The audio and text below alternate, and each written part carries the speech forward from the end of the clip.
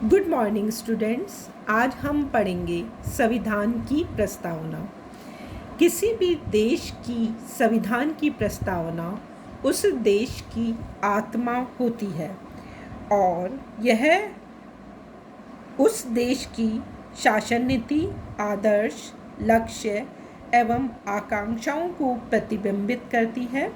भारत के संविधान की प्रस्तावना भी हमारे संविधान की आत्मा को परिलक्षित करती है। डॉक्टर गजेंद्र प्रसाद ने भारतीय संविधान की प्रस्तावना को शासन की शक्ति का स्रोत कहा है और उन्होंने इसे भारतीय संविधान का निचोड़ भी बताया है।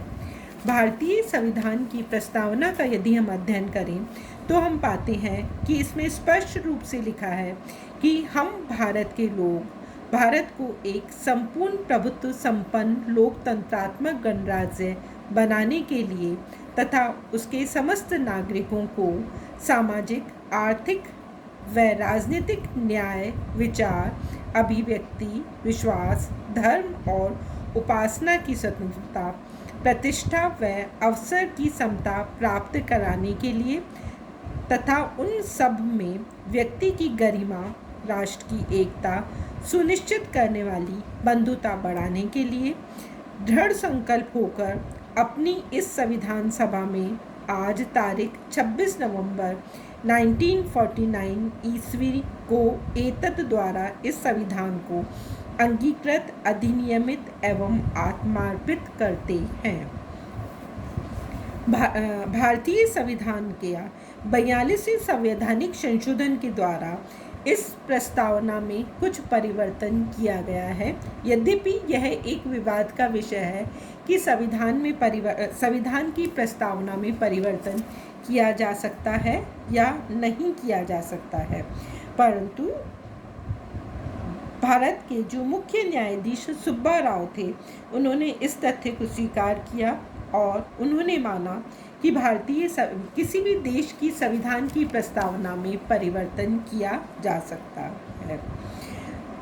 42वें संवैधानिक संशोधन के द्वारा भारतीय संविधान की प्रस्तावना में समाजवादी, धर्मनिरपेक्ष तथा अखंडता 3 नए शब्दों का समावेश कर दिया गया है। यह अलग बात है कि भारतीय संविधान में समाजवादी शब्द जोड़ देने के बाद हम धीरे धीरे समाजवादी व्यवस्था से आगे बढ़ते चले गए या उससे दूर हटते चले गए हैं। भारतीय संविधान की प्रस्तावना में ये जो सभी शब्द दिए गए हैं उन सब शब्दों का एक निश्चित अर्थ है और जो इसका सबसे पहला शब्द है या वाक्यांश है, हम भारत के लोग, वह ये स्पष्ट करता है कि संविधान को संपूर्ण भारत के लोगों के द्वारा स्वीकार किया गया है। यह भी स्वीकार किया गया है कि संपूर्ण भारत एक इकाई है, विभिन्न राज्य इसके अवयव हैं जो मिलकर एक राष्ट्र बनाते हैं, जिन्हें स्वेच्छा से देश से पृथक होने का अधिकार नहीं है। प्रस्तावना का जो दूसरा शब्द है संपूर्ण प्रभुत्व संपन्न, वह ये स्पष्ट करता है कि भारत अब प्रभु राष्ट्र है जिसके आंतरिक तथा बाह्य दोनों मामलों में कोई विदेशी शक्ति हस्तक्षेप नहीं कर सकती है। देश अब किसी अंतर्राष्ट्रीय संधि या समझौते को मानने स्वीकारने के लिए बाध्य नहीं है। यदि कोई समझौता या संधि करता है तो स्वेच्छा से करता है। संपूर्ण जनता उस समझौते को मानने के लिए अपनी इच्छा पर निर्भर करती है। प्रस्तावना में एक शब्द समाजवादी है जो कि 42वें संवैधानिक संशोधन के द्वारा जोड़ा गया है और यह काफ़ी विचार विमर्श तथा वाद विवाद के बाद इस शब्द का समावेश किया गया है। यह संविधान के द्वारा समस्त जनता को समानता प्रदान करने के वायदे पर केंद्रित है। संविधान निर्माता इस विचारधारा को स्वीकारने के लिए समाजवादी शब्द प्रस्तावना में जोड़ना चाहते थे, परंतु सभी लोगों की सहमति नहीं हो पाने के कारण उस समय समाजवादी शब्द नहीं जोड़ा जा सका, परंतु 1976 में श्रीमती इंदिरा गांधी के शासनकाल में 42वें संवैधानिक संशोधन के द्वारा समाजवादी शब्द को जोड़ दिया गया है और यह समाजवादी व्यवस्था भारतीय परिस्थितियों के अनुकूल होगी, इसमें हम अन्य किसी भी देश की नकल नहीं कर रहे हैं।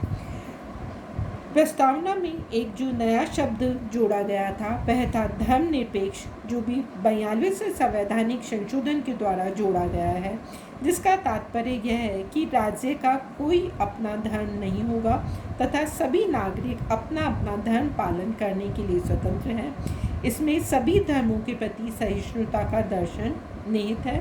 राज्य द्वारा किसी धर्म का प्रचार प्रसार नहीं किया जाएगा। धर्मनिरपेक्ष की भारतीय संदर्भ में व्याख्या करते हुए अब इसके स्थान पर पंथ निरपेक्ष शब्द का प्रयोग किया जाता है, क्योंकि धर्म एक जीवन शैली है जिससे निरपेक्ष नहीं रहा जा सकता, पर पंथ विभिन्न होते हैं। अतः भारतीय संदर्भों में पंथ निरपेक्ष शब्द के प्रयोग को उचित माना गया है। प्रस्तावना में लोकतांत्रिक शब्द का भी उल्लेख है, जो ये स्पष्ट करता है कि राज्य की संपूर्ण शक्ति जनता में निहित है। शासन अपनी शक्ति जनता से प्राप्त करता है तथा जनता की इच्छा तक ही सत्ता में रहता है। जनता अपनी सत्ता का प्रयोग अप्रत्यक्ष रूप से करती है, यानी अपने चुने हुए प्रतिनिधियों के माध्यम से सत्ता का प्रयोग करती है। प्रस्तावना में गणराज्य शब्द का भी प्रयोग किया गया है। भारत को गणराज्य घोषित करके संविधान निर्माताओं ने सत्ता में वंशानुगत पदों को सदा के लिए समाप्त कर दिया है। देश का प्रमुख कोई वंशानुगत राजा न होकर जनता द्वारा अप्रत्यक्ष रूप से निर्वाचित राष्ट्रपति होता है, जिसका कार्यकाल 5 वर्ष का होता है। प्रस्तावना में सामाजिक, आर्थिक और राजनीतिक न्याय शब्दों का भी प्रयोग किया गया है, जो ये स्पष्ट करते हैं कि देशवासियों को स्वतंत्रता के समय जो भारत मिला वह शत-विशत था, असमान था। कुछ अपनी जड़ परंपराएं इसके लिए उत्तरदायी थी, कुछ संवेदनहीन विदेशी राज्य की देन थी। अतः संविधान निर्माता संविधान द्वारा आहत देशवासियों को हर प्रकार के न्याय तथा समानता प्रदान करना चाहते थे। प्रस्तावना में सम्मिलित सामाजिक न्याय शब्द का अर्थ है कि व्यक्ति को मानवीय आधार पर वे सभी सुविधाएं प्रदान की जाएगी जो कि मानवोचित है, विकास के लिए आवश्यक है। जाति, धर्म, लिंग, वर्ण, भाषा, संपत्ति के आधार पर किसी भी प्रकार का भेदभाव नहीं किया जाएगा। सभी को अवसर की समानता प्रदान की जाएगी। सामाजिक न्याय की अगली कड़ी आर्थिक न्याय तथा समता की है। देश के संसाधन यथासंभव समान भाव से सभी नागरिकों को उपलब्ध हो, न कि कुछ सुविधा संपन्न सत्तावान व्यक्तियों के हाथों में केंद्रित हो जाए। आर्थिक न्याय व्यापक शब्द है जिसमें कई प्रकार की नीतियों तथा भावनाएं अंतर्निहित हैं।